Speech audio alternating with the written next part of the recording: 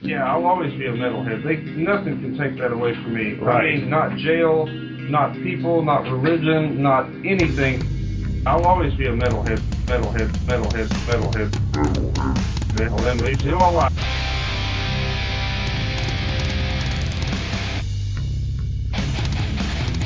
You're listening to the Great Metal Debate Podcast.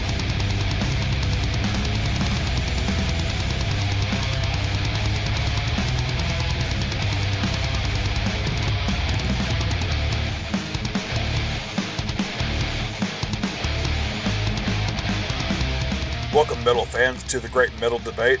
It's Xander bringing you an all-new album review. Today, we'll be discussing the brand new album from Canadian power metalers Unleash the Archers and their 6th full-length studio album, Phantoma.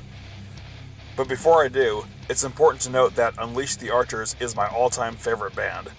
It's the truth. They are my favorite band in the whole world. I was first introduced to this band back in August of 2013 when I briefly lived in North Carolina. One morning before clocking into the hotel where I used to work, I hopped on one of the general use computers to check out my Facebook, and then someone had posted a link in one of the metal groups I used to listen to. They posted the music video for the song General of the Dark Army.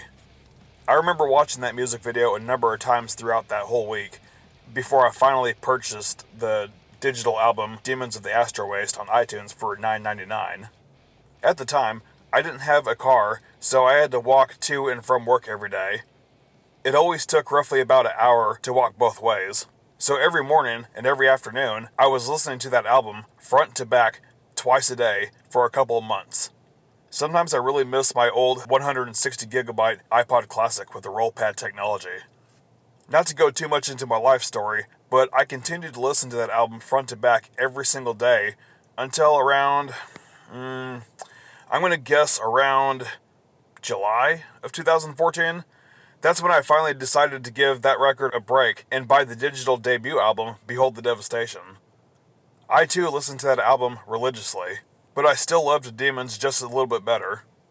I would continue listening to these two divine albums pretty much non-stop until around June 3rd of the following year. Why such a specific date? Because I was 1 week late to discovering the music video for Tonight We Ride, and I found out it was uploaded 7 days prior. For the sake of this review, I looked up the music video, and according to YouTube, the video was published on May 27th of that year. Good God, has it really been 9 years now? I also remember being genuinely happy for the band, knowing that they had signed with Napalm Records. Obviously, I pre-ordered the CD t-shirt bundle for the third album, Time Stands Still. That's a CD that definitely has some wear from me listening to it so much. Then 2 years later, in 2017, Unleash the Archers would release yet another musical masterpiece known as Apex. This time, I had pre-ordered the CD, t-shirt, and wall flag bundle. I ended up thoroughly enjoying that album even more than Time Stands Still. In 2018, I saw Unleash the Archers live for the very first time. Unfortunately, I drove for 8 hours to go see them because Greenville, South Carolina was the nearest location to me. If I was going to drive that far, I made sure I had VIP tickets to do the meet and greet. I was shaking, nervous, and all around starstruck, as it was my turn towards the back of the line. I was the second to the last person, and my voice quivered a little as I told them that they were my all-time favorite band. They all thanked me in an unsynchronized unison before autographing my poster and letting me get a picture with the whole band. If you want to know more about that night, check out episode 56 on our podcast, where Gomthog and I talked about it. But, in 3 short years, the world would soon fall into darkness and disarray with the coronavirus pandemic. People couldn't find toilet paper, and there was shit everywhere. Just kidding. But when all hope for humanity seemed lost, Unleash the Archers released the follow-up sequel to the Apex concept record titled Abyss. Same song and dance as before. I pre-ordered the CD, t-shirt, and wall flag for it, and when I listened to the CD in my old car, I felt underwhelmed to say the least. I mean, most of the songs were good, but I was definitely disappointed. I guess it was only a matter of time before the creative juices began to run dry. It lacked a lot of harsh vocals from the guitarist Grant Truesdale, yet they definitely shine in my favorite track, The Wind That Shapes the Land. The reason I didn't review it when it first came out was because I didn't care much for it at first. It was an album that with enough listens, it grew on me.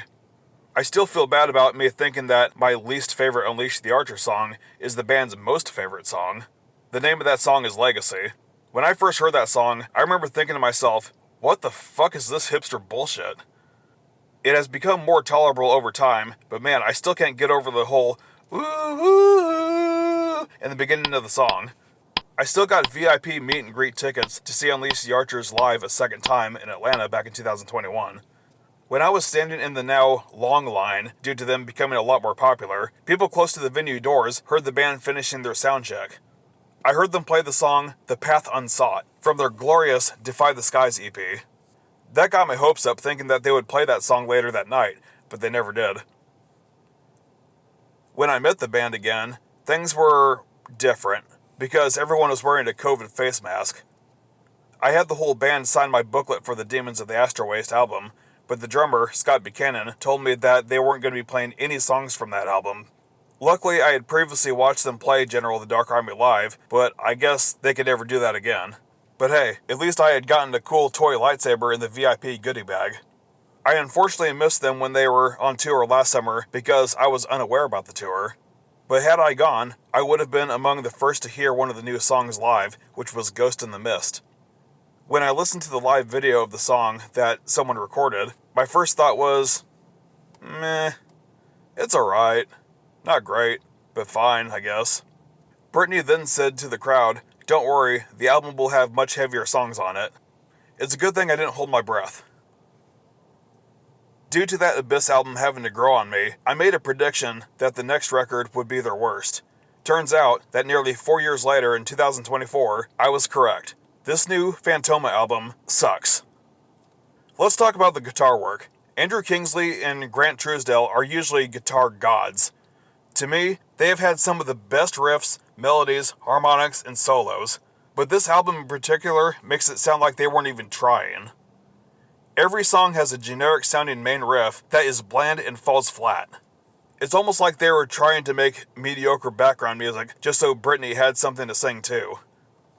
The only song on this album that actually had a solo that stood out to me was in their first single, Green and Glass.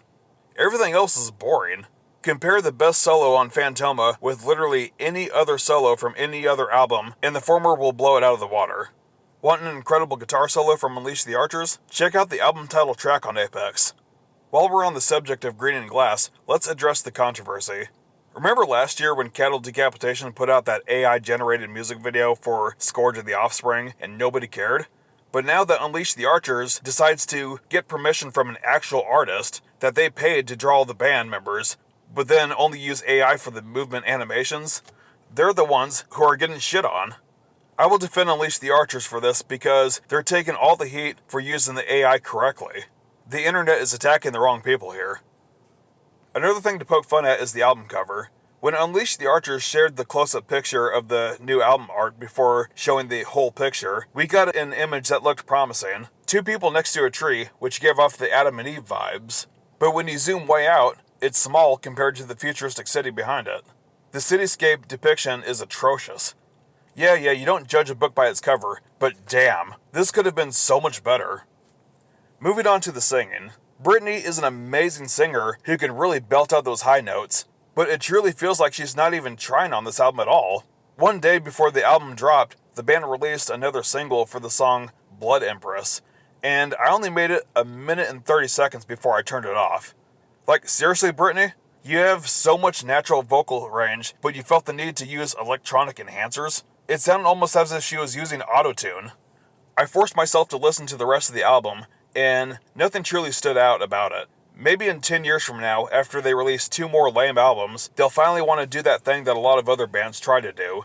They'll try to recatch lightning in a bottle by, quote, returning to their roots. And old fans like me will get excited for a song that sounds almost as good as their early days as a band. Will this album later grow on me too? I don't know. But what I do know is that it truly hurts my heart to give this such a scathing review. As it currently stands, I'm only going to rate this album a 4 out of 10. It's not the worst thing out there in the world of metal. I'd still rather listen to this than the new 6 Feet Under album that was also released on the same day. Here's my theory. I don't think it's Unleash the Archers' fault. I think that the company that owns them and their contract with Napalm Records probably pushed them to rush out a new album before they hit the 4-year gap between musical releases. Perhaps the band members just weren't ready to start making new music, but they probably had to meet a certain deadline or else they would get dropped from the label. I'm sure there's probably a lot of behind-the-scenes fuckery that happens in the studio that most of us fans don't know about. The music industry can be a dirty business. Maybe with the continued support of the band, they could potentially redeem themselves within the next few years.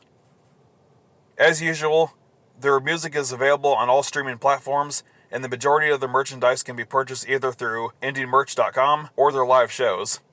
They will be on tour opening for Powerwolf this September, but get your tickets now. The Atlanta show is already sold out.